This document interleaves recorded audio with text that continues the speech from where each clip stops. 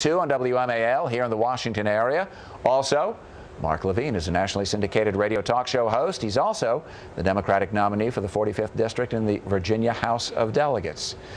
Gentlemen, Republican front-runner Donald Trump stirring the pot once again with yet another controversial phrase. So you have a silent majority in this country that feels abused, that feels forgotten, that feels mistreated. And it's a term that hasn't been brought up in years, as you know. People haven't heard that term in many years. Now, the term silent majority was originally used by former President Nixon as an appeal to white voters during the civil rights movement. Now, Trump making it his own. Jack, your party has had a difficult time recruiting minorities, and at the risk of being a nattering nabob of negativity, does that kind of rhetoric worry you? Well, I don't think Trump intended it, David, in a racial context. I think the issue is he's referring to 68, and the analogy to 68 might be right on. The country was tired of the Great Society in 1968. They were tired of years and years of liberalism and giveaways. Nixon came in. He vowed to shut that down. He vowed to stop lawlessness. We're seeing lawlessness on the southwest border. So I think Trump is very right to use that term. I don't think he used it in a racial context. And I think 2016 might end up being very much like 1968. It's just one of those things, though, that it's inextricably linked to Richard Nixon. And when he was talking about the silent majority, there was very little doubt to whom he was specifically addressing those remarks. I mean, this is something that he said hasn't been heard in a very long time. So he was specifically referencing Richard Nixon when he said it. And listen, the Tea Party is hardly silent. They've been very active. The right wing is hardly silent. So whether he was appealing to racial appeals, who knows? You'll have to ask Donald Trump. But he's pretty good at dog whistles. And I think he knows which dog whistles he uses. We should differentiate here, because I don't think that's necessarily fair. The right wing of the Republican Party and the Tea Party are not necessarily the same thing. And I think right. You have... That's why I don't think he's referring to them. The Tea Party has been conspicuously silent on Donald Trump so far.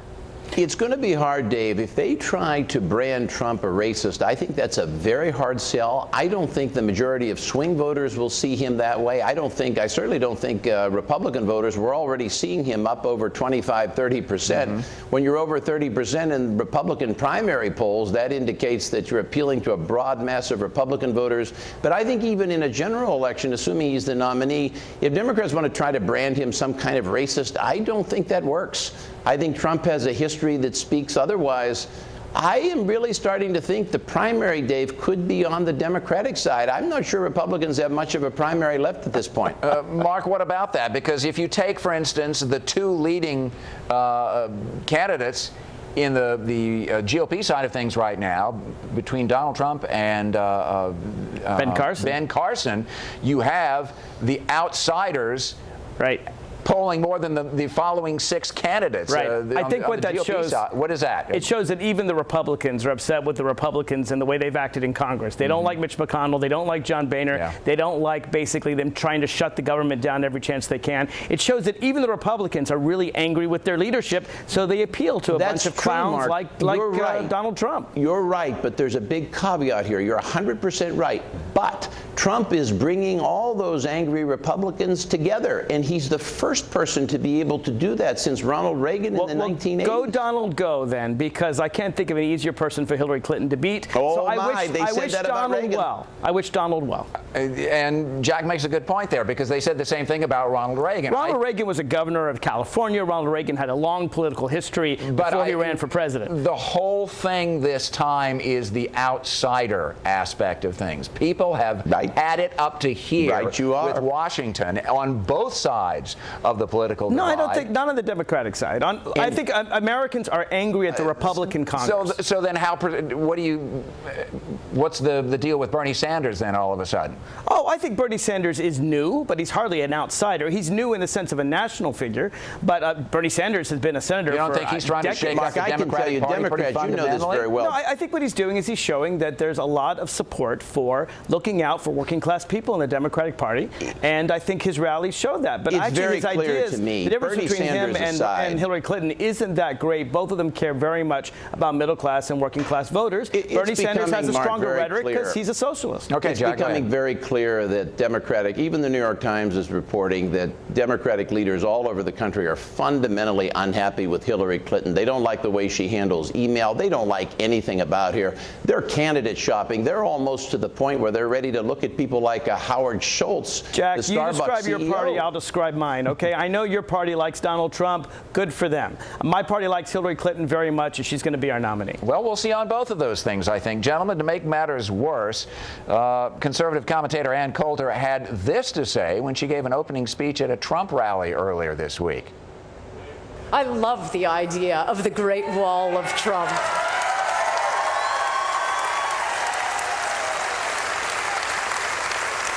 I want to have a 2-drink minimum, make it a big worldwide tourist attraction, and everyday live drone shows whenever anyone tries to cross the border.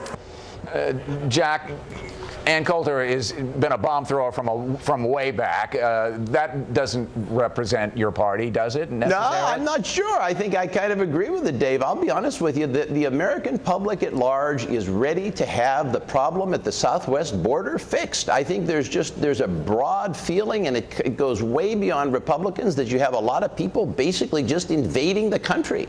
And this business with Obama paying for children coming over the border, the great mass of Americans, middle-class Americans, are tired of this. Trump has tapped into anger over immigration issues. He's made the issue his own. You even see Jeb Bush struggling to get back into the issue. Yeah, Jeb Bush can't do it. Rubio can't do it. They all want to get back in. They can't. Trump has captured the issue. And the next stop is to have the Coliseum, where we throw Mexican Americans to the lions, I suppose. Ann Coulter is a bomb thrower. She's a performance artist. She makes her living off of saying ludicrous and offensive things. And I think it's fitting that she's supporting a man who also makes his living out of saying ludicrous and offensive things. They belong together. The difference being, though, there seems to be suddenly some traction with Donald Trump. Ann Coulter has always been sort of the freak show, and I use that term advisedly in the Republican Party. She says those things to get notoriety, and it works for a while, but then she goes away And again. That's exactly what's going to happen to Donald Trump. Are you saying these things to get notoriety? Because there are a lot of Republicans right now that thought exactly that same thing about 2 months ago, and they're right now, they've got his tire tracks all over. The election is 14 months away. Around this time 4 years ago, I believe Michelle Bachmann was leading it, or maybe someone like Herman Cain. I mean, come on, no one takes this seriously. If Donald Trump is the nominee, no one will be more pleased than myself. You have to understand something, Mark. I can tell you, just looking at the news cycle between now and the first of the year, I don't see any other Republican, and I'm not here to endorse Trump. I'm not endorsing anyone, although I'm warming up to Trump. I don't see any other Republican even coming close to getting into this, unless there is some tectonic, massive event to bring one of the others out of the pack. I think almost all of the others are completely forgotten. Trump has captured the news cycle. The media can't sell anybody but Trump on the Republican side. I think the two of you say things that you should like Donald Trump. It's one of those things, Mark. I think the Democratic Party ignores Donald Trump at its own peril right now. That may be brave talk right now, but in another 6 months, it might be a different story altogether. Let's switch gears a little bit now, if we can. Carly Fiorina, the Republican presidential candidate, said the RNC, the Republican National Committee, is rigging the game by not letting her on the main stage during the next debate, the CNN debate. Jack, the GOP is constantly having to defend itself against the war on women, the stereotype. Shouldn't Fiorina have a spot at the adults table here? Well, she should have it if she earns it. She has to. We have a very objective standard. I think the standard Fox used is good. I think what CNN's doing is good. You have to earn it. You have to have a certain percentage. Fiorina's doing a good job. If I were her advisor, I'd advise her to do the same thing, Dave. She's trying to capture. She's the only woman in the race. Yeah. She's got to use that card. She's got to use it at every turn. She's doing a good job of that.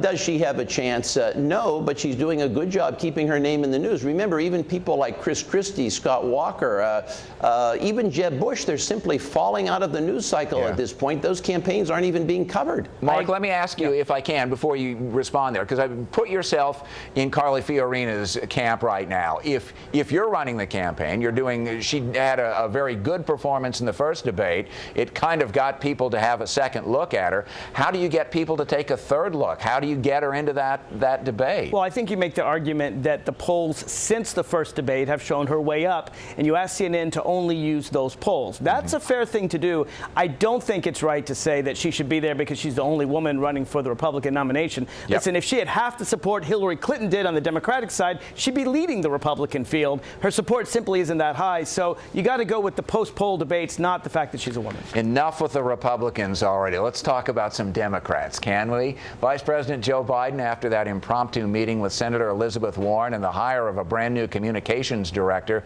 with campaign experience, by the way, the talk of a Biden campaign reached fever pitch on Wednesday. The Veep himself told top Democrats at the Democratic National Committee meeting he was assessing whether or not he had the emotional fuel for a White House bid.